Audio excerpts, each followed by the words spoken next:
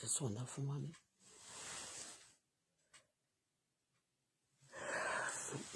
Thank you, Father. Thank you, King of Kings.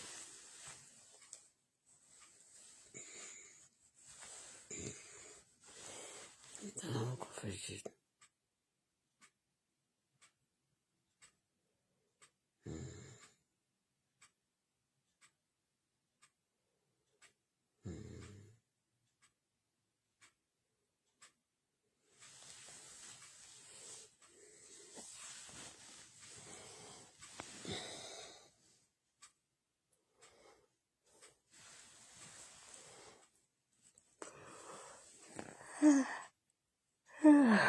Thank you, Father.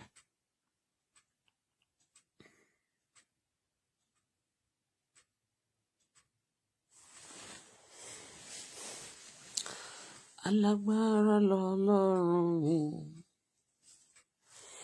Jẹun time. Okay, it's only 5 o'clock. That's good. Alágbára lọ́lọ́run mi. Ọba tó láyé àtẹ̀kùn rẹ̀ ní ìkáwọ́ kó wá sọ tí kò lè ṣe. Thank you, Lord. I'm Yoni. Thank you, Father, this wonderful morning. Lord, I share for your text. Lord, I share for your Lord, I share for your water, Lord, I share for me that you will share with them what I share. You tell me what I share. Iṣẹ́ bàbá mi, iṣẹ́ Ọlọ́run mi, àìkú àti ìdìbàjẹ́, ọba tó tó fara tì lókè, abánimúlẹ̀ má dànù, kábíyèsí o.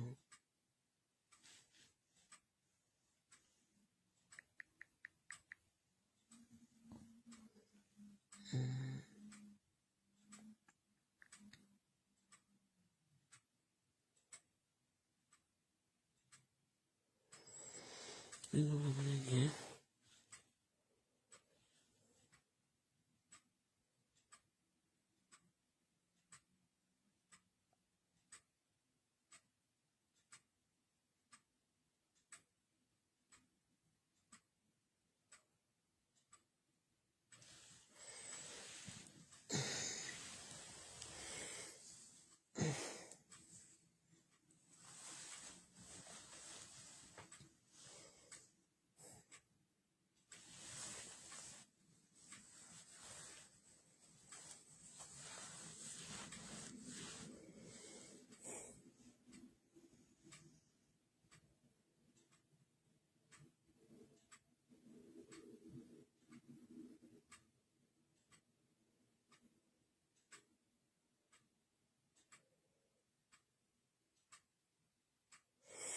Yes, Lord. Thank you, Father, for this wonderful morning. Bola Folashade say thank you. I worship you, Lord. Olúwa ṣé o, Olúwa ṣé o.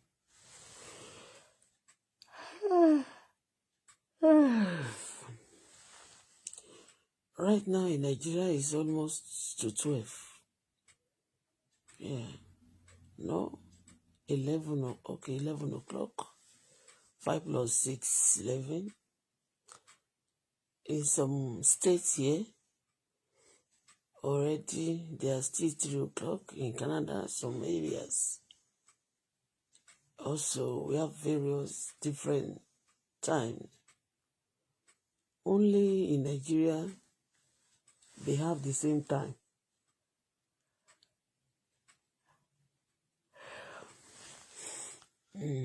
Only in Nigeria have the same time.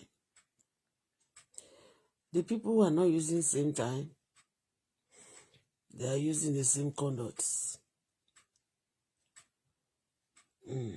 Those who are using the same time, they are totally confused. Heavenly Father, for those who are confused, we say thank you over them. For those who agree, we say thank you over them.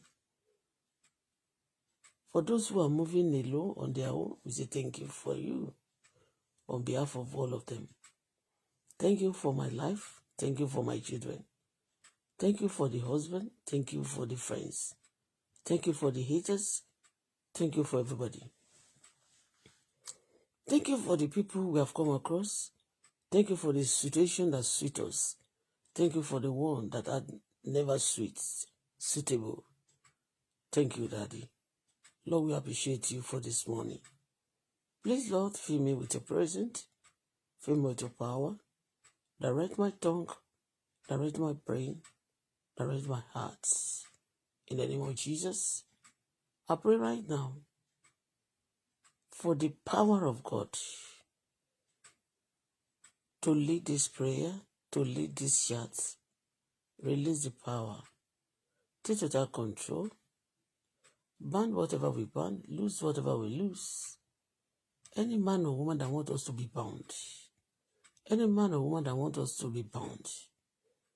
I pray, Lord, that you bound them. Every power of darkness working on our cases, we brought them before you this morning. Father, Lord, dismantle their power, destroy their power, paralyze them. We brought before you today also. As we are here this morning, we need the blessing, we need the strength to continue, ability to continue, power to continue. Release that power to us. Favor us. I want to continue to be a peacemaker, ambassador of peace. Release it to me. Create your fear into my heart. Lord, create your power more into my heart. Create your fear and power into my daughter's heart. Purify me and my husband and my children.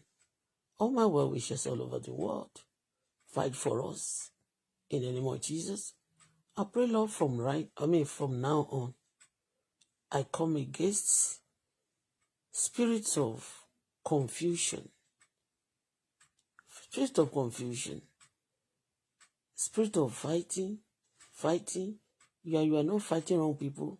Speak anointing that make people to fight the right people. And leave the wrong people aside. Anointing that protecting the wrong people. And fighting the right ones. I reject that anointing. Anointing of evil, my daughter, my husband reject you. Our people will reject you. The evil will not be protected. The evil shall be slain. Those evil who refuse to repent, they shall be slain. Evil, I command you to be slain. But the good will be protected. And out of the good that are going to be protected, I, my husband, my children, all my well-wishers all over the world will be part of it. We shall be protected. Favor of God shall be upon me, upon my children, upon my husband. Those who are waging war against our life, I commit them to your care this morning. Father, please finish them up. Raise your standard against all the wicked souls, all the enemies. Father, release your anger upon them. Fight for me. Fight for my children. My daughter especially. Yes. Fight for my daughter. Fight for my husband. Fight for all our children. Favor us. All my well-wishers all over the world. Father, please favor them. Thank you, Father, because you answer prayer. Today is a wonderful Friday. The goodness of today shall be released to us. The joy of today shall be released to us. I will be favored. My husband, my children will be favored. The arrow the enemy has fired, I send the arrow back to the sender. Mo sọ bí ikọ̀ àti ìríjú Elédùmarè. Gbogbo ẹnikẹ́ni tá a bí nínú obìnrin. Iṣẹ́kíṣẹ́ tó bá wù kó máa ṣe.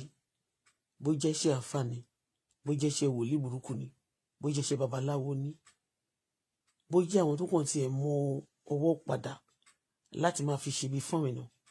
Ẹni bá lòun máa ṣebi fún mi àbí tó ń ṣe lórí orúkọ tèmi àtọmọ àtọkọ, ẹ̀dá bẹ́ẹ̀ olùwàjò ṣera wọn pa. Ibi tó bá ti ṣe kó dà lé wọn lórí. Gbogbo ìgbà tó bá ti ń pè ìṣẹ̀dá mi àbí tọmọ mi àbí tọkọ mi, Ọlọ́run jọ orí wọn ni kó máa dà lé. Ibi tó bá ti ṣe, tó bá ti rò, tó bá ti pinnu, má jò dọ́dọ̀ mi, má jò dọ́dọ̀ ọmọ mi àtọkọ àti gbogbo àwọn olólùfẹ́ mi. Ààbò tí ò ṣe é ṣí kúrò tó dájú gidi gan. Olúwa fi bo èmi Ṣadé, Olúwa fi bo èmi Bọ́lá, Olúwa fi bo Olúwa ṣèyí fún mi, tó Olúwa ní mi Jésù tó fún mi. Ọmọ tó Olúwa fi rẹ̀ mí lẹ́kún, fi bo ọkọ mi. Ọlọ́run fi ààbò rẹ̀ bò wá. Olúwa fi bò wá. Ọlọ́run fi ààbò rẹ̀ bò wá. Ọlọ́run fi ààbò rẹ̀ bò wá. Tálẹ́ni tó ń bínú sí mi láìṣẹ̀, tálẹ́ni tí ò fún mi lówó tó sì ń bínú sí mi láìṣẹ̀, Ọlọ́run bá mi bínú sí wọn. Ẹni tó ń bínú sí mi láìṣẹ̀, tó ń bínú sọmọ mi láìṣẹ̀, Olúwa bínú sí àwọn ẹ̀dá bẹ́ẹ̀. Ògo àti ọlá tán ti gbà lọ, Ọlọ́run gba gbogbo ògo mi padà fún mi. Gba ọlá mi padà, gba ìbùkún mi padà fún mi. Ọkàn tèmi àti tọmọ mi àtàwọn olólùfẹ́ mi yóò balẹ̀ bí ọkàn ju ti tòlótòló lọ. Ojú ò ní tì mí. Àìsàn gbọ́rọ̀ Olúwa, o gbóògùn o kò gbóògùn ni. O ò ní ṣe mí, o ò ní ṣọmọ mi, o ò ní ṣọkọ mi, o ò ní ṣàwọn olólùfẹ́ mi. Ìwọ ipá àti ogun àìsàn, mo pàṣẹ fún ọ, iná kó jó ọ dànù. Májẹ̀mú burúkú, Ọlọ́run máa bàjẹ́. Májẹ̀mú ibi, Ọlọ́run bàjẹ́.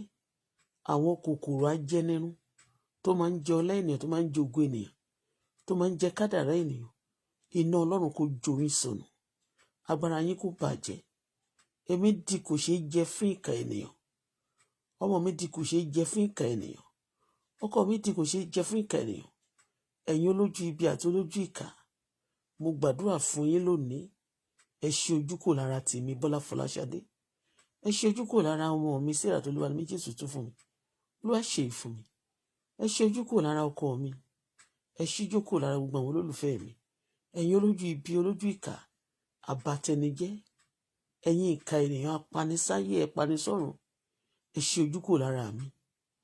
Èmi ò kì í ṣe ẹran yín o. No weapon fashioned against me shall prosper. Àwọn burúkú tó ń sọ̀rọ̀ mi ní kọ̀rọ̀, tó ń sọ tọmọ mi níbi ní kọ̀rọ̀, tó ń sọ̀rọ̀ mi níbi ní gbangba, gbogbo abọ́nu àwọn náà ẹ máa jẹ̀bi lágbára Kristi. Ẹ ó jẹ̀bi. Má jẹ̀mú kí má jẹ̀mú. Gbogbo àwọn nǹkan tí òkùnkùn tó ń operate lórí social media yìí, láti orílẹ̀-èdè wa, láti Yorùbá wá, láti ilẹ̀kílẹ̀ ní, láti tó gbaṣẹ́ bí lórí wa, ẹlẹ́dàá ṣẹ̀dá, a fẹ́ kó strike wọn dànù láti wákàtí lọ. Ẹ bẹ̀rẹ̀ sí ń pa gbogbo wọn sọnù. All those evil gangs that kill people, that destroy people, that wage war against people, Father Lord, raise your standard against them. Dissolve all their connection. Destroy all their gang. Destroy it. Pieces it from now. And those who are fighting me secretly, because of the truth and because of the good job I'm doing for the nation, my God and my Savior, oh Lord, fight them for me. Protect me and my children. Protect my husband. Favor me. Let your glory overshadow me. Let your power overwhelm me. Together with my daughter, with my husband, and with those people who love us, who are fighting for us, who are supporting us. Lord, take control right now. Father, take control. Let your power overwhelm me. I receive your power. Arrow of evil, get out of my body. Ẹnìkan pè ìṣẹ̀dá mi níbi ọjọ́ mẹ́ta kan. Ìwọ tó bá tún porí mi níbi, ó máa gbọ́mọ gbìn bí iṣu. Ọmọ ẹnìkan ni mi ò fẹ́ kí n kú. Ó kúkú àìtọ́jọ́. Ìwọ tó bá fẹ́ ikú àìtọ́jọ́ fún mi. Bẹ́ẹ̀ ni mo wí. Ẹni máa tún porí mi níbi, àdàbí tí máa gbórí ẹnikẹ́ni lọ́bì kankan. Àbí tí máa tiẹ̀ jókòó sí kọ̀rọ̀ tí mo ń dárúkọ yín lẹ́yìn kankan. No. Anytime I want to come and blog, that's when I mention your name. When I want to pray, I don't mention name. I want to pray good name. Good prayer. I will mention. I'll just say friends, well wishers. When I want to pray bad prayer also, I said those who are waging war against me, they will be put to shame. That's what I said. I don't mention people personally. But those who are taking my pictures, taking my name to do evil to me, the Lord will destroy whatever you are happy over. The Lord will destroy you. Ewé àti egbò ò ní jẹ́ fún ẹ mọ́. Ìwọ ọ̀tá mi tó dìde owó sí mi lórí ọmọ, lórí ara mi, lórí ayé mi, lórí ọkọ. Tó yẹ gbogbo ní bá ti gbé sókè ni wọ́n máa fẹ́ bá jà. Ó máa bínú pokùnso ni. Very, very soon. Ọ̀tá mi ó bínú pokùnso.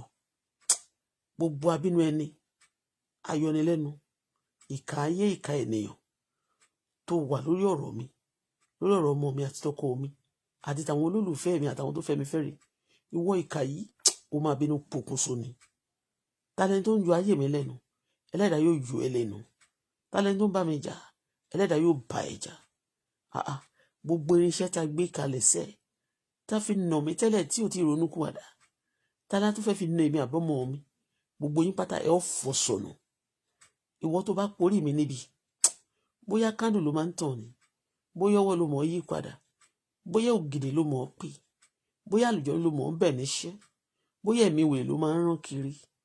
Ìwọ tó bá fi wèrè lọ̀ mí, gbogbo ọmọ ẹ ló máa ìwọ tó bá fi wèrè lọ̀ mí, ó sìnwín jáde láyé. Yes.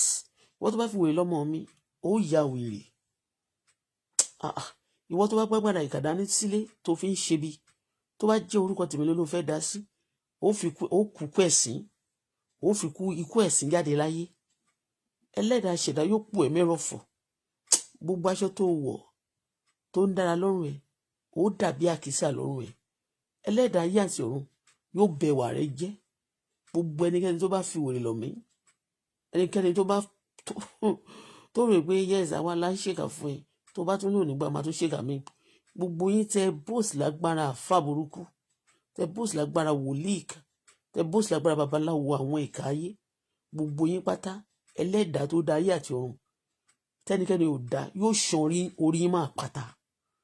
Ẹni bá pe ìṣẹ̀dá mi àti tọkọ àtọmọ mi níbi, àti tàwọn olólùfẹ́ mi, Ẹlẹ́dàá ayérayé yóò ṣan orí yín máa pátá. Gbogbo àwọn tó bá fẹ́ mi fẹ́ re, ire ni tèmi, ire ni tiyín. Ẹni fi ìkórìíra wọn fún mi láìṣẹ̀ láìrò, Ẹlẹ́dàá yóò da ìkórìíra sára rẹ̀. Àmì burúkú tí a kò lè fojú ara rí, tí ó máa bá ìṣẹ̀dá rẹ̀ kiri, Ọlọ́run yóò dà sí ẹ lára.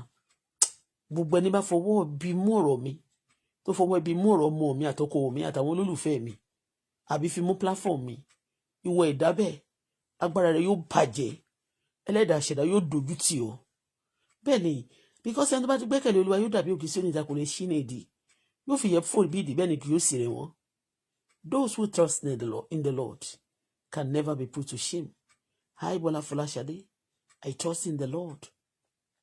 And I commit my husband, every day, myself, my children, all my well-wishers, the one I don't even know, into the hands of God every time. Yes. And I've committed everything into the hands of God. Everything about me is in the hands of God. My life is in the hands of God. So, nobody can take me from the hands of God. Nobody can destroy me in the hands of God. Nobody can do any cheat, any nonsense to me, together with my husband, my daughter, when we are in the hands of God. And so shall it be.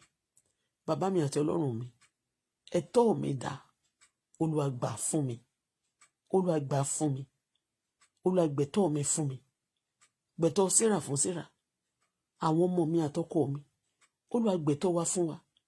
Ta ló ń plan downfall wa? The Lord will follow you. Ẹnikẹ́ni tó bá ń plan downfall mi, Ọlọ́run máa demote ẹ, Ọlọ́run máa fall ẹ, Ọlọ́run máa dójú tì ẹ, ara ò ní tù ẹ. Ìwọ tó bá lára ò ní tù mí láyé, Ẹlẹ́dàá yóò fi ọ rí, Ẹlẹ́dàá yóò fi ọ bú. Ìwọ tí mi ò gbógun tì, tó bá gbógun tì mí. Bẹ́ẹ̀ ni wọ́n ti sẹ́ pé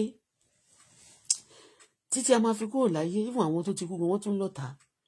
Títí a máa fi kúrò láyé la máa ní ọ̀tá. Títí a máa fi darúgbó náà la ó fi máa gbàdúrà fún àwọn ọ̀tá wa. Tó Bíbélì sọ pé ká gbàdúrà fún àwọn ọ̀tá wa. A ó sì máa gbà fún àwọn olólùfẹ́ wa àti ọ̀rẹ́ wa náà. nísìnyí bí àwọn olólùfẹ́ mi ò tẹ̀ sí níbi bí wọn ráyè láti wà níbí bí a time different or they are busy at the moment. I always pray for them, for those who love me, who care for me.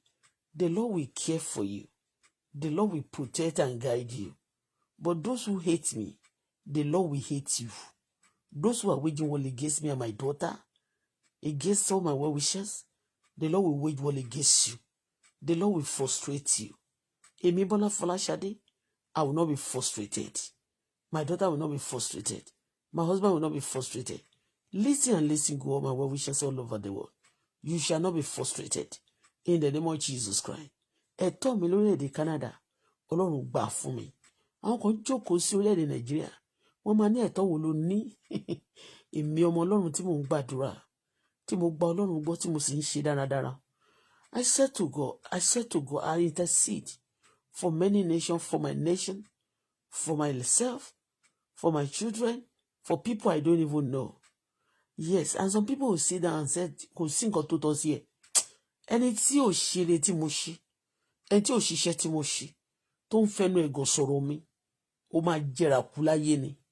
Ẹni tó bá ní mi ò tọ́ sí oríire ní ìlú tí mo wà yìí, àti ní gbogbo ibi tí n bá lọ, t'Olúwa sọ fún mi pé Olúwa ló ní ilẹ̀ àti ẹ̀kún rẹ̀, ayé àti gbogbo àwọn tó tẹ̀dó sínú rẹ̀. Ó ní ta ló máa rí oríire gbà? Ta ní ògo orí òkè Olúwa lọ? Níbi tí oore wà, ó lẹ́ni tó bá ti ní ọwọ́ mímọ́ àti àyà funfun ni. Ìyẹn mean pé the people who are good. The bad people will be telling you that you don't qualify for any good thing. Ẹnikẹ́ni tó bá tún sọ pé èmi àtọmọ mi àtọkọ pé I qualify for good thing, mo gbàdúrà kí Ẹlẹ́dàá fi tiẹ̀ ṣàpínlé, kí gbogbo oore tó bá ti ní láyé kó bàjẹ́ mọ́ ẹ lójú. Ègún lòun fi mí gún, kọ́run fi ẹ́ ré. Bíbélì sọ pé ẹni tó bá fi mí rí a ó fi rí, ẹni tó bá fi mí bú a ó fi bú. Yes, gbogbo tẹ̀mí gbé sí ọwọ́ Ọlọ́run. Ẹni bá lóun máa fi rí, òun máa fi bú. Ẹlẹ́dàá máa fi ẹ́ rí, Ẹlẹ́dàá máa fi ẹ́ bú. Ta ló sọ pé mi ò lẹ́tọ̀ọ́ sí àwọn ohun rere tí ọ̀dà sì ń gbà ní orílẹ̀-èdè Canada?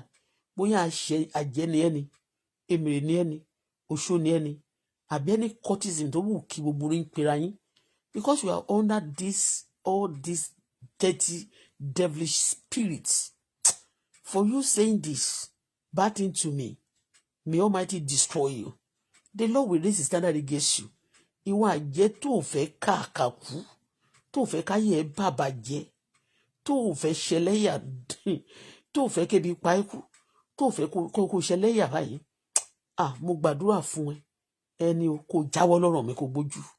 Ṣùgbọ́n tó bá ti lórí ọ̀rọ̀ mi ló fẹ́ wà, ikú ìyà ló máa kú, ikú ẹ̀sìn ló máa kú, ebi máa pa ẹ́ kú, ìgbẹ̀yìn ẹ máa kúrò, ìkorò ló máa fi jáde láyé. Ó tún ní kúre tó bá kú, bẹ́ẹ̀ ló máa rí fún wọn. Gbogbo ẹni bá gbógun ti dọ́tà mi, ẹni bá ń wá ikú dọ́tà mi, ó ṣòfò sọnù. Ẹni bá ń wá kú ọmọ mi, ó ṣòfò sọnù. Ẹni bá súre fún tó sọ̀rọ̀ ẹ̀dógún fún èmi àtọmọ mi àtolólùfẹ́ mi, ìwọ ìdábẹ́ àdúrà náà yóò dègún lórí ẹ̀. Ìwọ wo nìyẹn tó máa náà fi ṣólóore nìyẹn?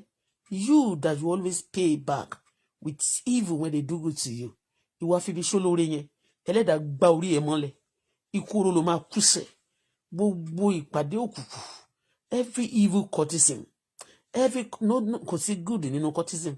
All the evil, all the cultism that is against me, that is against my daughter, that is against my husband, that is against my platform, that is against my progress, that is against whatever I do, I pray for you today. The Lord will pieces you. The Lord will scatter you. The Lord will destroy you. Ojú ìjọba àgbáyé yóò pọ́n sí yín. Ojú ìjọba orílẹ̀-èdè yín yóò pọ́n sí yín. Ojú àwọn aráalé àtìta yóò pọ́n sí yín. Ẹ̀yin fúnra yín gangan ẹ ó máa bára yín jà. Ẹ̀yin ìkà ènìyàn o. Tẹ́ ti wà lórí ọ̀rọ̀ mi tipẹ́tipẹ́. Ara yóò ní ipa. Aláàánú ayérayé ò ní ṣàánú fún yín. Ilẹ̀ yóò gbé gbogbo yín mì. Gbogbo ẹ̀yin tẹ́lẹ̀ wà nínú ẹgbẹ́ òkùnkùn tó jẹ́ pé ẹ fi ń bá mi jà ni. Tí mi ò bá yín jà, tí mi ò bá yín ṣe, tí mi sì bá yín ta. Tó jẹ́ pé èmi lẹ máa ń fẹ́ dojú ìjà kọ. Ìbànújẹ́ yóò wọlé yín. The Almighty God will dismantle you. Those of you, cultism, orúkọ kó kẹpẹ́ra yín, ẹ̀yin tẹ́ jẹ́ ti kàtẹ́, ẹ̀yin tẹ́ gbogbo evil mafias. Tí mi ò bá jà tó jẹ́ pé mi lẹ dojú ìjà kọ. Tí Ọlọ́run sọ pé t'Olúwa ní ilẹ̀ náà àti ẹ̀kún rẹ̀.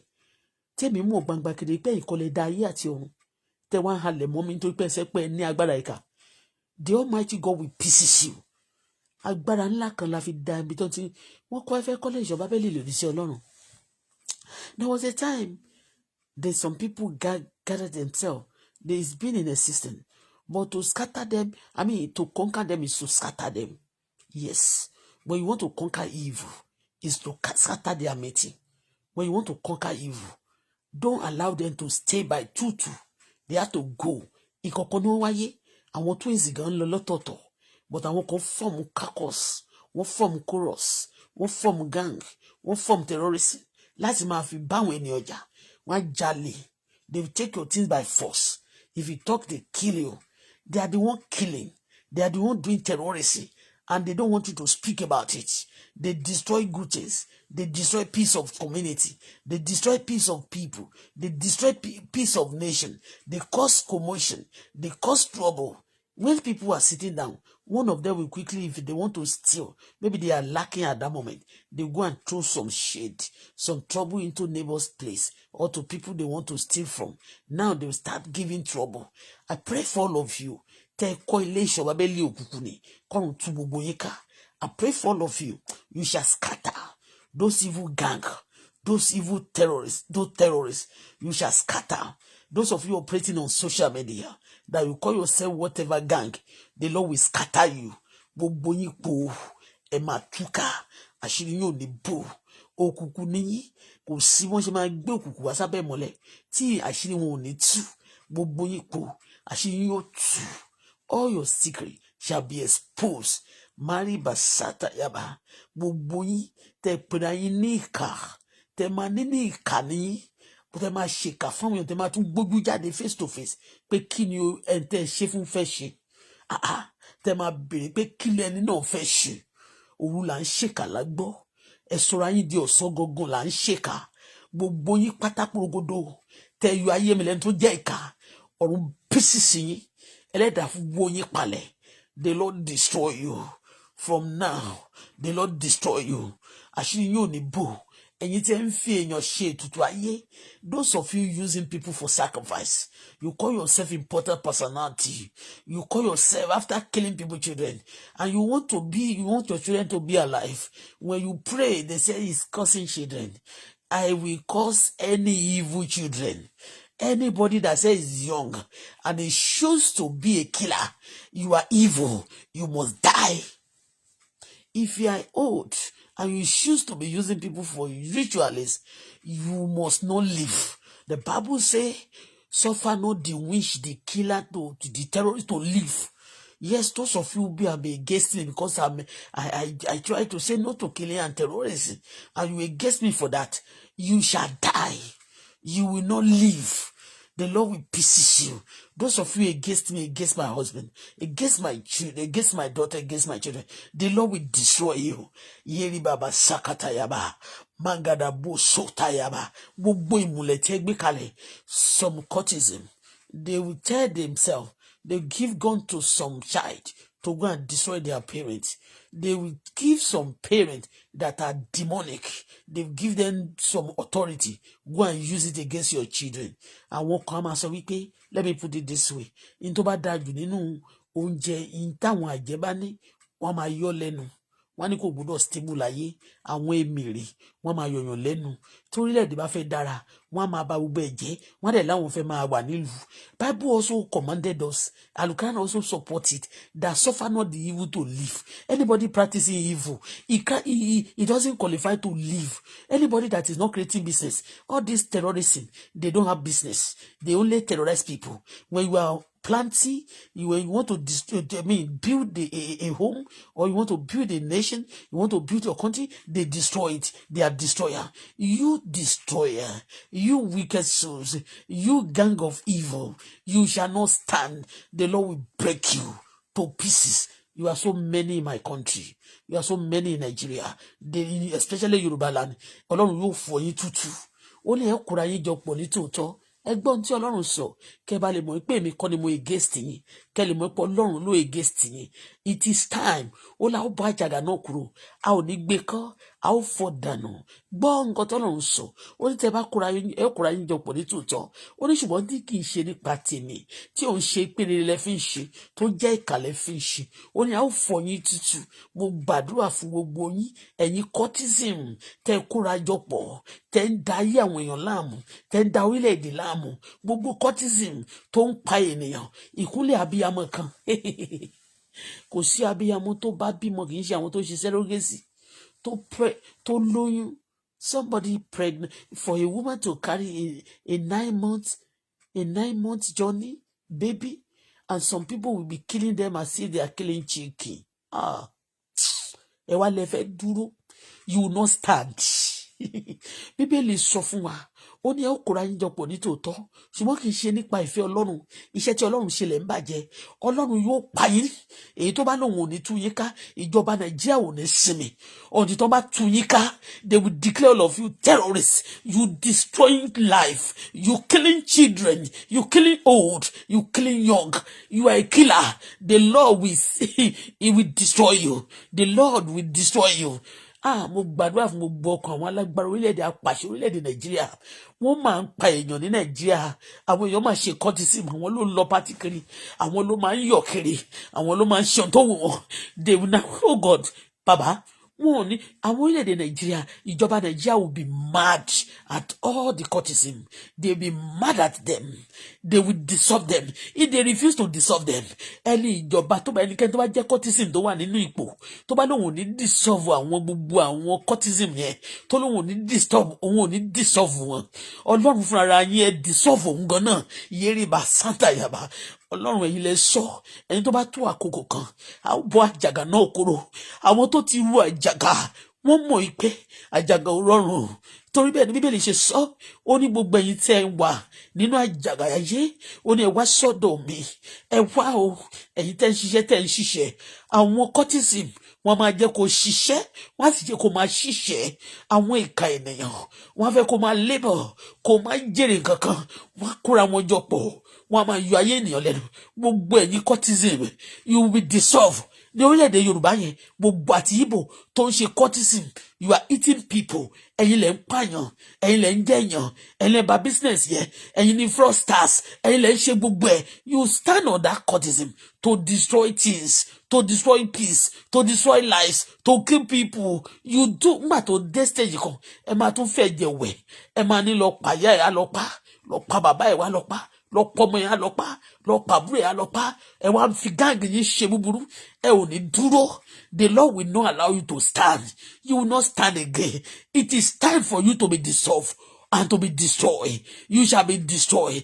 A fi síìdì agbára tá a fi dà wọ́n rú ibi tó lè kọ́lé ìṣọ́ Bábélì ní ọjọ́ wọn ni a fi tú yín ká lónìí. Nígbà tí Ọlọ́run rìn, ẹ parapọ̀ ní ọjọ́ náà, ẹ bẹ̀rẹ̀ kọ́ọ̀tì kan. Ẹlẹ́tí ẹ fẹ́ kọ́lé lọ sókè, níbi tí ẹ fẹ́ kọ́ yẹn ẹ lè rí Ọlọ́run tó wà lókè wà ní ìsàlẹ̀, ẹ lè fojú ara rí. Ṣùgbọ́n the thing you want to do because you lack of knowledge, it can cause commotion and trouble for others. Nígbà tí ẹ bá ń kọ́lé lọ sókè tí ò ní òpin, ẹ tó bá wà lókè lọ́wọ́ a máa jábọ́ fọ́, a máa jábọ́ fọ́, a máa jábọ́ fọ́, a máa jábọ́ fọ́. People will be dying. Ìkúnlẹ̀ àwọn ènìyàn á máa ṣòfò. Ìpinnu tí Ọlọ́run ní kò ní ṣe mọ́. Nítorí bẹ́ẹ̀ Ọlọ́run wò ó, kí ló máa ṣe fáwọn eléyìí? Láti jẹ́ kí wọ́n lè wà safe, kí wọ́n bá lè wọ́n lè rí òun náà. Yes, ó ní kí wọ́n bá lè wà safe. Ó ní kí lóun kò ṣe. Ó dà wọ́n rú mi tó ń gbé kọ́lé ìṣọ́ Bábélì ni. He sent confusion to their midst that you have to go on your way. Oníkálukú ó gbúdọ̀ wà lọ́tọ̀ọ̀tọ̀ ni. Jọ wá sáyé. Táwọn èèyàn bá ti parí kì í ṣípọ̀, tó ń pa ète búburú papọ̀, wọn náà máa bá àwọn ènìyàn jà láti ṣàwọn ènìyàn níbi. Wọ́n á kóra wọn jọ pọ̀. Gbogbo ìtì yín lónìí, a fọ́ gbogbo ẹ̀ pátápátá. Àti gbogbo ẹ̀ka pátápátá. Ẹ̀yin lẹ ń jí ọmọ gbé, ẹ̀yin lẹ ń ṣe terrorism, ẹ̀yin lẹ ń kidnap, ẹ̀yin lẹ ń ṣe robbery. Bẹ́ẹ̀ ni kò sí ẹnìkan tó máa ń ṣe gbogbo àwọn activities yìí tí ò ní sínú court. Kò sí ẹni tó máa pààyàn tó máa fi yàn ṣe tutù tí ò sínú court. Torí nǹkan táwọn cultism ẹni kó ló máa ṣe nìyẹn. Tó máa fẹ́ ṣe orò, tó máa fẹ́ ṣe party, wọ́n máa pa èèyàn. They are misbehaving and they want to be living. They are disturbing people, interrupting people, destroying nations, destroying things program. Any good thing wọ́n máa ń bàjẹ́. Mo gbàdúrà fún yín pátákórógódó. Lónìí o, Ọlọ́run tú yín ká. Ọlọ́run tú yín ká. Afọ̀rọ̀ Ọlọ́run tú yín ká. Alágbára àwọn agbára ayé tú yín ká. Àwọn aláṣẹ tó represent Ọlọ́run tú yín ká. Ọ̀rọ̀ Ọlọ́run náà tó fi dá ayé àti ọ̀run ó tú yín ká. Ọlọ́run fúnra rẹ̀ tú yín ká. Láti òní lọ ẹ ò ní dúró mọ́. Your meeting will not hold, will not stand. The Lord will scatter all of you. You are finished. Enemy of my soul, enemy of my life, you terrorism, you terrorist gang, you cultism gang, all of you will be pieces. You are being killing with sword. Those of you refuse to repent, you will die by sword. Marika Setayaba. Those of you refuse to repent, you will die by sword. You have killed by sword. It is by Belika. You will die by sword. You will die by sword. You will die by sword. You will die by sword. Ẹni dúró mọ́. Ò ní dúró. Ẹni dúró mọ́. Débi pé máa dúró wò. Ẹni dúró mọ́. Mariba Sataya. Ẹ̀yin á máa sọ fáwọn èèyàn pé kò ní dúró wò. Nígbà tẹ́ bá bẹ̀rẹ̀ sí ṣe òrè fáwọn èèyàn tí ò ṣe yìí. Tẹ́ bẹ̀rẹ̀ sí ń da gbogbo ìgboro. Tẹ́ bẹ̀rẹ̀ sí ń ba ayé àwọn ènìyàn jẹ́. Tẹ́ máa fara yín ṣe òfò. Ẹ máa tún fi àwọn innocent people ṣòfò. Ẹ̀yin náà ò ní dúró mọ́. Kì í ṣe pé ẹni dúró wò. You will not stand again. The Lord will not allow you to stand. Your faith will be shaken. Your meeting will be scattered. Your power will be destroyed. Your authority, yes, that back you up. Any authority that back you up, they will be destroyed. The Lord will raise his standard against all of you. Ẹ ti kọjọgbọ́n. Ìbínú Ọlọ́run ó ti dé bá gbogbo ẹ̀yin kan. Bẹ́ẹ̀ ló máa rí kò yí padà. Ẹ̀yọ́. Ọlọ́run ẹ ṣe lẹ́ẹ̀kan sí lónìí. Ẹni bá bínú tẹ́ pé mo gbàdúrà yìí lónìí. Olúwa fi ẹ̀dá bẹ́ẹ̀ ṣòfò. Èmi Bọ́lá Fọláṣadé. Gbọ́ ohun tí Olúwa ní fún mi. Ẹ̀mí gígùn àti àlàáfíà. Òun náà ló jẹ́ ìpín tèmi. Ló máa jẹ́ tọmọ mi. Ló máa jẹ́ tọkọ mi. Ló máa jẹ́ ti gbogbo àwọn olólùfẹ́ mi. Irinṣẹ́ kí irinṣẹ́ tá a bá gbé kalẹ̀ láti fi nà mí. Ó máa jóná ni. Ó máa bàjẹ́ ni. Ó máa crash ni. Lọ́dún yìí, you will not stand. A ti kọ̀wé rẹ̀. Òṣòǹjọ lórúkọ tá a lè dàkọ́ mi tó máa ṣe rere. Àwọn tó bá dìde sí mi ní ìdájọ́ yóò jẹ̀bi. Ẹnikẹ́ni tó bá ń dìde ibi sí mi tó rí tí mo ṣe tó dára tó sì ń pè ní ibi, Ọlọ́run yóò dìde sí ọ fún ibi. Ojú Ọlọ́run yóò kòrò sí ọ. Ojú Ọlọ́run yóò pọ́n sí ọ. Ọwọ́ Ọlọ́run yóò wúwo sí ọ lára. Ẹni bá gbàdúrà òdì lórí mi, Ọlọ́run yóò kọ̀ ẹ́. Ọlọ́run yóò kó òun ẹnu rẹ̀. Ẹni bá fẹ́ kí n kú, ọ̀run yóò pa ẹ́ nípa púpà. Ẹni bá fẹ́ kí n ṣòfò, Ọlọ́run yóò fi ẹ́ ṣòfò. Ẹni bá fẹ́ kọ́kọ́ mi àtọmọ mi àtàwọn olólùfẹ́ mi ṣòfò, ẹ̀yin lẹ ó ṣòfò. Àwọn ò ní ṣòfò. Ibi tí oní tó ń kálukú bá ti ṣe, òun ni yóò gbà. Ìwé Revelation orí 20 àti ẹsẹ̀ 12 rẹ̀. Ó ní pé mò ń bọ̀ kánkán. Èrè mi ń bẹ pẹ̀lú mi láti san fún oníkálukú gẹ́gẹ́ bí iṣẹ́ ọwọ́ rẹ̀. That's the book of Revelation chapter 22 verse 12. Yes, bó ṣe sọ nìyẹn. Kò sí ní yípadà. Ayé àti ọ̀run yóò kọjá. Kékeré náà Ọlọ́run yóò kọjá láìṣẹ. Ọlọ́run mo fomi jẹ́ mi gbàdúrà yìí lónìí. Òní ní ọjọ́ Friday. Òní ní ọjọ́ Friday. Ìpinnu òkùnkùn àfẹ́ kó jọmọ́. Afẹ́ kó máa tú wọn ká. Níbi tẹ́ gbé ń dáná irọ́. Ọlọ́run gbogbo ìjọba orílẹ̀-èdè Nàìjíríà kójú wọn pọ́n sí gbogbo àwọn ìka ènìyàn yìí. Ìjọba Nàìjíríà jẹ́ kójú rẹ̀ pọ́n. You have to declare the cultism terrorists. Until you dissolve them, you will not have peace. I pray for you. But when you dissolve them, the Lord will give you peace. The Lord will strengthen you. Arrow of evil, I command you to depart away from my body. Èmi Bọ́lá ò ní kú bí ó ṣe yíyẹ. Agbára ẹ̀rù jẹjẹjẹjẹjẹjẹ. Kò ṣe é yájú sí, kò ṣe é rífi. Kò ṣe é pa, kò ṣe é sàsì. Olúwa gbé sínú mi. Gbé sínú ọmọ mi. Gbé sínú ọkọ mi. Gbé sínú àwọn olólùfẹ́ mi. Agbára kò ṣe é pa jẹ. Agbára kò ṣe é rífi. Agbára ẹ̀rù jẹjẹjẹjẹjẹjẹ. Tó ń dẹ́rù bọ̀ tá pàápàá. Tọ́rẹ́ ò bá ro rere. Tí ó máa dẹ́rù bà wọ́n náà. Agbára tó ń sọ gbogbo àwọn ogun lédi jìnnìjìnnì. Tó ń sọ wọ́n di ìdàkudà. Agbára ńlá Ọlọ́run alààyè. Olúwa gbé sínú mi. Gbé sínú ọmọ mi. Gbé sínú ọkọ mi. Mo di ẹ̀rù jẹjẹ máwọn ọ̀tá mi lọ́wọ́. Mi ò ṣe é pa, mi ò ṣe é jẹ fún àwọn ẹni bí. Mi ò ṣe é fi ṣètùtù ayé tọmọtọmọ tọkọtọkọ àti gbogbo àwọn olólùfẹ́ mi. Ààbò Ọlọ́run dájú lórí gbogbo wa. Bẹ́ẹ̀ ni ó ní ẹ má ṣe fọwọ́ kan ẹni àfàmìróyàn tòótọ́ ní mí. Àdúrà tí mo gbà mí gbowó lórí ẹ̀.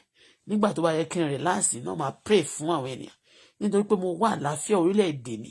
Mo wá ti àwọn ènìyàn pàápàá àti ará mi àtàwọn tí ò ṣe dáadáa fún mi. Nítorí bẹ́ẹ̀, goodness and mercy of God will follow me Bọ́lá Fọláṣadé. We follow Sarah tó Olúwa ní mi Jésù tó fún mi ayọ̀ mi dé Olúwa ṣe ìfún mi. Olúwa rẹ̀ mí lẹ́kún. We follow my darling husband. We follow all his children. We follow all my well wishes all over the world. It is well with us. It is well. It is well. It is well. It is well. It is well with our spirit, soul, and body. Thank you, Father. Ìwọ tó wà lórí social media. Bó jẹ́ ìwọ tí yóò ra data fún mi. Tó fún mi fóònù. Tí mo ń lo ohun mi tí òṣùwọ̀n ẹni mo lò. Tó ń lò fẹ́ rójú mi lórí social media yìí. Mo gbàdúrà fẹ́ kó ṣàìsí. Ó yá lọ kúkú òjijì. Bẹ́ẹ̀ lórí kò yí padà. Ìwọ tó bá lò fẹ́ rójú mi. You just want to shut up her. You just want to cancel her. Mo gbàdúrà fún gbogbo yín pátá. Lójú ẹ̀mí yín, ọmọ yín á máa sọnù. Kì í ṣe pé wọ́n máa jí gbé o torí àti gbàdúrà fáwọn tó ń jí ni gbé wọn apá wọn máa pè. Ṣùgbọ́n ẹ̀yin, ẹ ó máa gbọ́mọ gbèbí ṣu ẹni tó bá ní òun fẹ́ kémi ṣaláìsí. Tó lóun fẹ́ pa mí rẹ́, Ọlọ́run yóò pa ẹ́ rẹ́ tọmọtọmọ. Bẹ́ẹ̀ ni, ẹni bá lóun máa pọmọ mi rẹ́, Ọlọ́run yóò pa ẹ́ rẹ́. Ẹni tó dá Facebook gan ò lè sọ fún mi pé òun fẹ́ rí mi lórí social media. Because iṣẹ́ tí mò ń ṣe iṣẹ́ rere ni. Ẹnikẹ́ni tó bá lóun ò fẹ́ rí mi, ó ṣàìsí ọmọ ẹ máa ṣàìsí lójú ẹ. Yo. Ìwọ tó bá sọ pé ẹlẹ́fẹ́ ẹnikẹ́ni tó bá lóun fẹ́ pa mí rẹ́, Ọlọ́run máa pọ ọmọ ẹ rẹ́ lójú ẹ. Á pa gbogbo ohun tó bá ń dùn mọ́ ẹ nínú, á parẹ́ lójú ẹ. Because iṣẹ́ tá a rán mi kò tí a ṣẹ̀ṣẹ̀ dé ni. Tó bá gbọ́ pé èmi náà mo bẹ̀rẹ̀ pé mi ì tí ì dé mò ń bọ̀. Ìgbà tá a wá dé ẹ̀rù wá báyìí. Yes, Ọlọ́run ní mò ń bọ̀ kankan. Èrè mi ń bẹ pẹ̀lú mi láti sọ fún oníkálukú ẹbí iṣẹ́ ọwọ́ rẹ̀. Mo sọ fún yín bí ikọ̀ àti ìrìnjẹ Elédùmarè. Ìwọ tó bá ní orúkọ mi lórí sójú, o fẹ́ pa mí rẹ́. Ọlọ́run yóò pa ọmọ rẹ rẹ́. Yóò pa ìwọ náà rẹ́. Gbogbo yín tẹ́ gáǹgègé sáyé mi. Ẹ máa parẹ́ lójú mi. Ẹ tẹ́ gáǹgègé sáyé ọmọ mi. Gáǹgègé sáyé ọkọ mi. Tẹ́ gáǹgègé platform mi. Ẹ ó parẹ́ lójú mi. Ẹ ó dàwóró. Bó ṣe máa jẹ́ nìyẹn. Nígbà tí ogun bá dé sí yín, àánú yín ò ní ṣe Ọlọ́run. Àánú yín ò ní ṣe mí. Bó ṣe máa jẹ́ nìyẹn. In Jesus' name. Gbogbo ẹ̀yin olólùfẹ́ wa pátápátá. Àlàáfíà Ọlọ́run alààyè kó máa ṣiṣẹ́ o. Àwọn ìlú tí ò ti sí àlàáfíà, mo súre fún yín. Àlàáfíà yóò wọlé. Ọkàn yín yóò balẹ̀. I pray for the spirit of dialogue that make you to reject fighting so that innocent will not be dying. The spirit of revenge is not a good one. I pray that all of you repent. I pray God Almighty send peace to you. So shall it be. Thank you, Daddy. Once again, you answer prayer. You are wonderful. You are excellent. You are powerful. You are beautiful. Ọlọ́run mi o. Agbára wo ló di finance mi mú? Ọlọ́run gbà fún mi. Ẹni tó lóun ò fẹ́ rí mi lórí social media yìí. Gbogbo ẹni tó bá lóun ò fẹ́ rí mi. Mo gbàdúrà fún gbogbo yín. Ẹ ó ṣàìsí. Àwọn gbogbo ẹ̀yin tẹ́ gbaṣẹ́ lórí ọ̀rọ̀ mi láti máa destroy page mi. Ikú máa pa yín sọnù. Gbogbo ẹ̀yin hackers. Ikú máa pa yín. You are all terrorists. Gbogbo ẹ̀yin hackers. Tẹ́ follow page mi wọ́n ní follow our page and destroy our page. Gbogbo yín tó ń sanwó fún.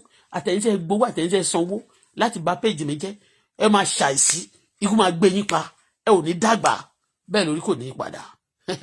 A ní lára ayé mi. Ìwọ tó sponsor ogun náà. Ikú máa pa ẹ́ bẹ́ẹ̀ sàn. O ò ní dìde mọ́. Ọ̀run máa gbé ẹ ṣubú. Ẹlẹ́dàá máa tẹ̀yìn rì. Bó ṣe jẹ́ nìyẹn sẹ́ kò ní yí padà. It is well with my spirit, soul and body. Ọlọ́run tó dá ayé àti ọ̀run. Mo gbé yín ga lẹ́ẹ̀kan sí. Mo yìn lógo. Mo ṣe yín lọ́ba o. Agbára tó máa ń fi ìyà jẹ ni. Tó máa ní àjẹgbé ni. Wo. Mo gbàdúrà fún ọ. Ìwọ tó ṣe ń wò mí tó ló máa fi ìyà jẹ mí. In tó sọ yẹn bálàǹgbà ṣe lérí tó. Àyà ló fi túbá. Gbogbo ń tó pinnu yẹn. Orí ẹ̀ ló máa dàlé. Ìwọ Ọlọ́run máa fi ìyà jẹ. Ẹni wò mí tìkàtẹ̀gbé. Àbí tó bá rántí mi tó ṣe pé ìyà ló tó fẹ́ fi jẹ mí ló ń wá. Ọlọ́run máa fi ìyà jẹ. Bó ti wù kó gbó tó. Bó ti wù kó kéré tó. Bó ti wù kó níṣan tó. Ọlọ́run máa jáṣun ẹ. Ọlọ́run máa jáṣun ẹ. The Lord will destroy you. Evil that you want from me will be your portion. No weapon fashioned against me shall prosper. No weapon fashioned against my daughter, my husband, or my well-wisher. No weapon fashioned against us shall prosper. It is well with our land. It is well with our people. The Bible says, suffer not the wish to live. Once again, evil must go. Graduate evil. Evil must go. Evil must disappear. The garden of the evil must be desolate. Must be cancelled. Total cancellation. Bí ó ṣe jẹ́ nìyẹn, kò ní yí padà. Thank you, Daddy. Ẹni bá fi mí ré tó bá fọmọ mi ré, ọ̀run fi ẹ̀dá bẹ́ẹ̀ ré, fojú ẹ̀dá bẹ́ẹ̀ gbòlẹ̀, sórí ẹ̀dá bẹ́ẹ̀ má pàtà, olùbẹ́ ẹ̀dá bẹ́ẹ̀ jà. Ọlọ́run dìde. Support me. Gbèjà mi kẹ́rù bá gbogbo àgbáyé. Gbèjà dọ́tà mi. Gbèjà ọkọ mi. Gbogbo ohun tẹ́mi Ṣadé bá dáwọ́lé yóò máa yọrí sí ẹni. àwa máa lé ní àwọn onídìí ìgbà tó bá ní kẹ́mi wà demoted you be demoted but ẹni tó bá promote me the Lord will promote you the Lord promote ọmọ mi the Lord will promote you those who bless me the Lord will bless you. Thank you, Daddy, this morning. Once again, I appreciate you, Lord. You are the Alpha, you are the Omega. I worship you, my Lord. You are worthy to be praised. You are worthy to be thanked. Nobody like you. Ọba tó ga jù ayé, ọba tó ga jù ọ̀run, ọba tó ga jù òkè, ọba tó ga jù ilẹ̀, ọba tó ga jù ọ̀tún, ọba tó ga jù òsì, ọba tó ga jù ọlọ́lá, ọba tó ga jù olówó, ọba tó ga jù àṣẹ ayé, ọba tó ga jù àwọn aláṣẹ ayé lọ, ọba tó ga jù ọba ayé, ọba tó ga jù gbogbo ọba. Kábíyèsí o, ọba tí ò fi èèyàn ṣe ètùtù kó tó di pé wà lórí ìtẹ́ rẹ̀, ọba tí ìtẹ́ rẹ̀ wà láéláé, ọba tí ìtẹ́ rẹ̀ tóbi jùlọ, ọba tádé orí rẹ̀ ò ṣeé ṣí, ọba tí ò ṣe rẹ̀ lóye, ọba tó jú ò lè tì, ọba tí ò misbehave rí. Kábíyèsí o, àwọn ọba òṣì kan nígbà táwọn èèyàn bá fi retire terrorist, tó bá fi retire criminal, tó bá fi jọba, báwo náà ṣe ní máa misbehave, tẹ candle sójú, tẹ tear gas sójú èèyàn, fi ènìyàn ṣe òfò, fi ènìyàn ṣe ètùtù, pa ènìyàn jẹ, máa nàyàn nínàkúnà, máa ṣèyàn bí ẹrú nílùú rẹ̀. I've never seen this before. Ọkàn yóò ní balẹ̀ wáyé pé your mind don't go touch ground.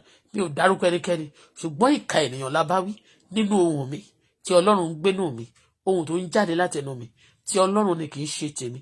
Nítorí bẹ́ẹ̀ Olúwa bá wí Sátánì, ó bá wíwà àtàwọn ọmọ ogun rẹ̀ àtàwọn ìka ènìyàn tẹ́jọ́ ń pa ènìyàn, tẹ́jọ́ ń jẹ ènìyàn.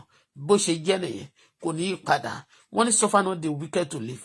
Ẹ̀yin tẹ́ bá mọ ìka ènìyàn ní àyíká yín, ìjọba tó bá wà nípò, deal with the wicked. You will see God will write your name. Yes, you'll be the best. When you deal with the wicked, your name going to be, God is going to indicate you. Ọlọ́run tó bá deal, when you deal with the wicked, yes, the Lord will honor you. The Lord will support you. Ó máa bá yín ṣe ìjọba. Torí òun ni ìjọba tó ń ṣe ìjọba. Òun ni agbára tó ń fi agbára wọn. Òun ni Ọlọ́run. Ó ní tí èmi bá fẹ́ kí ìlú di tòrò, máa mú kí ọba rere kó jẹ.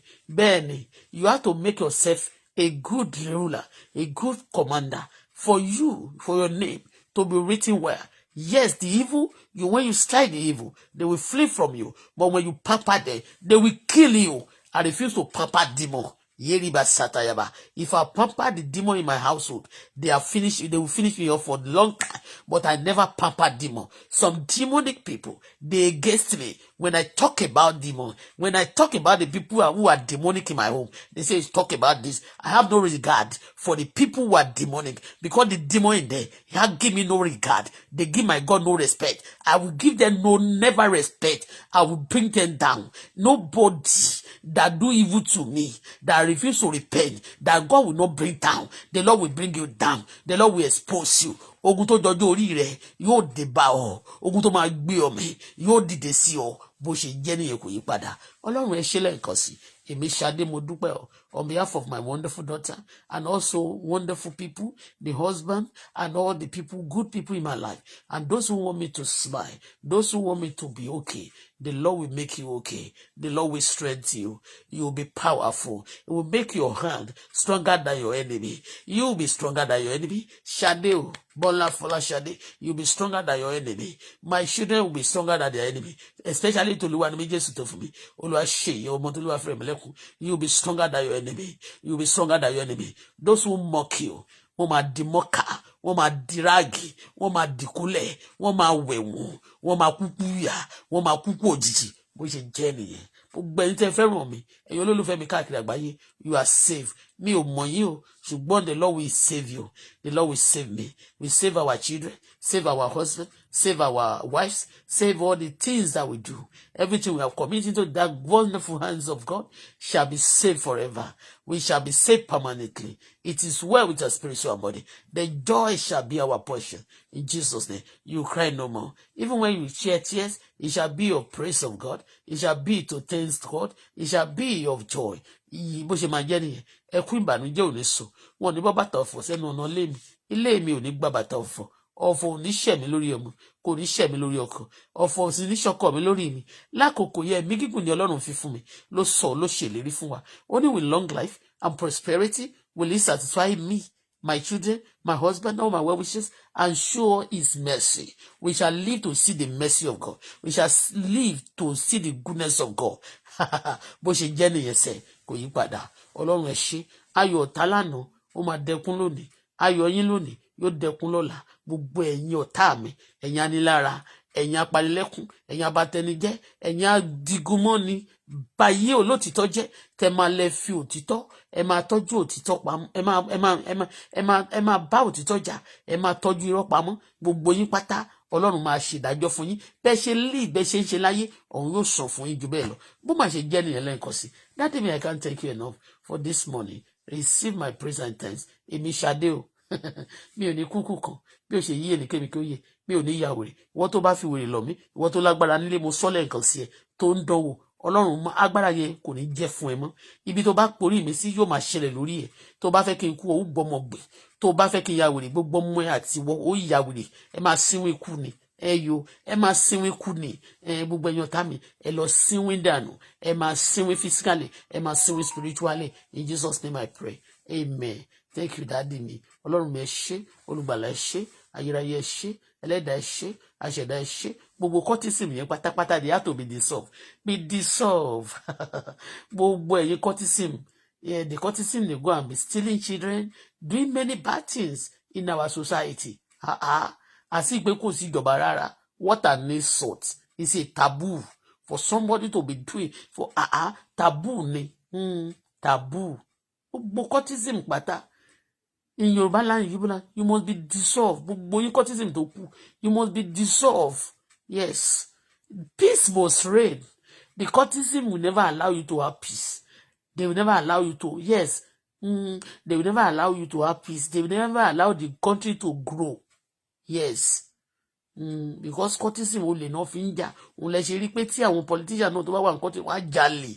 It's a cortism. Yes, when tó bá wà níbi kan wọ́n máa ní ó lè ní they will never advise anybody in cortism. Nothing good will come out of them.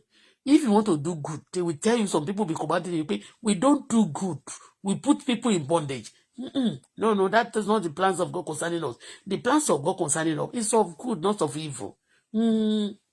Yo, bó ṣe jẹ́ nìyẹn. Thank you, Daddy. Àwọn evil people wọ́n fẹ́ máa yọ̀, wọ́n máa dunnú, káwọn olótìtọ́ àtàwọn tó bá ṣe dáadáa kí ìyà máa jẹ yín pa ni iye yín ò ní dá olódodo ló ń ṣiṣẹ́ yìí tí àwọn aláìṣòdodo ń jẹ. I refuse to be a slave to the evil ones.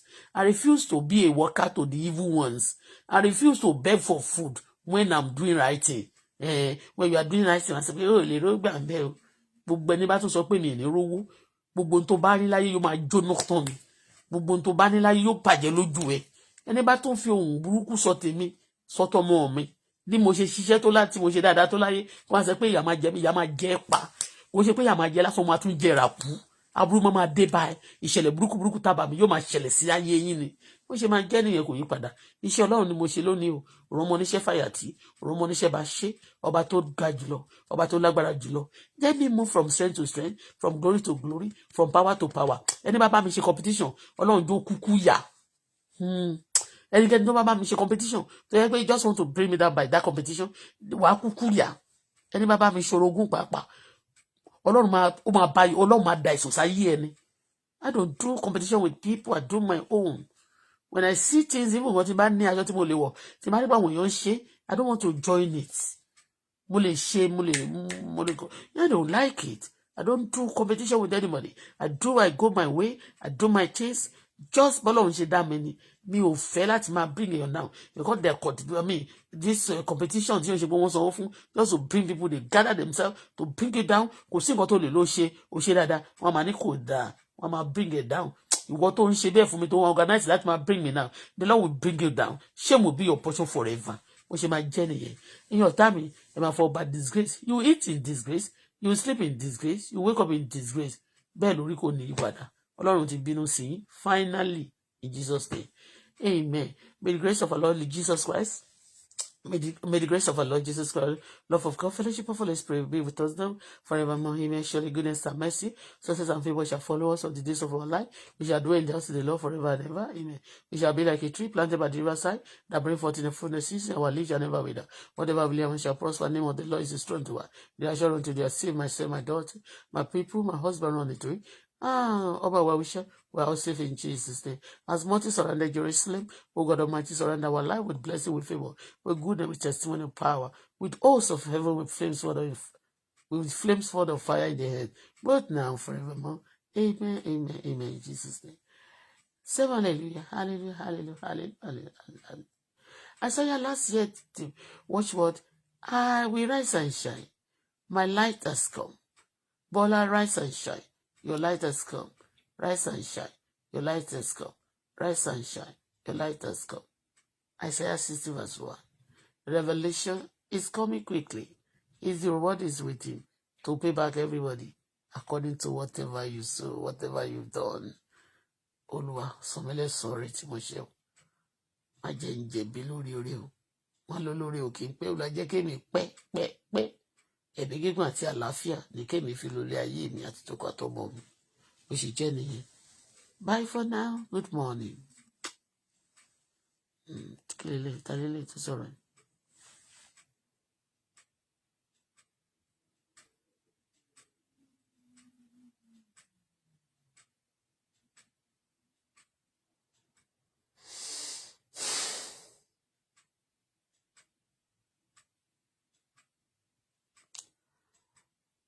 Thank you. Good morning, everybody.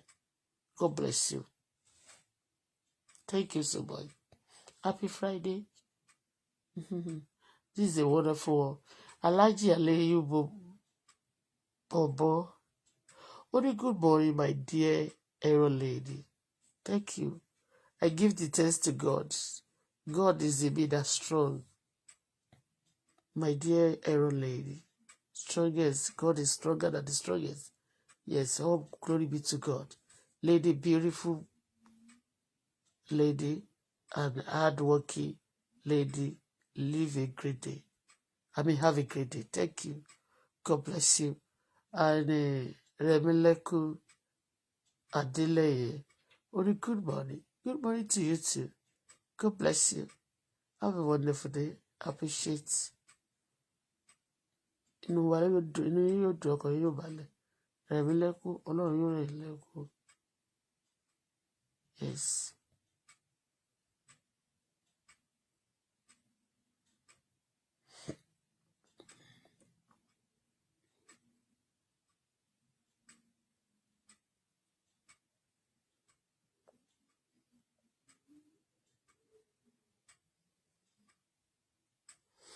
Have a nice day. I see you later.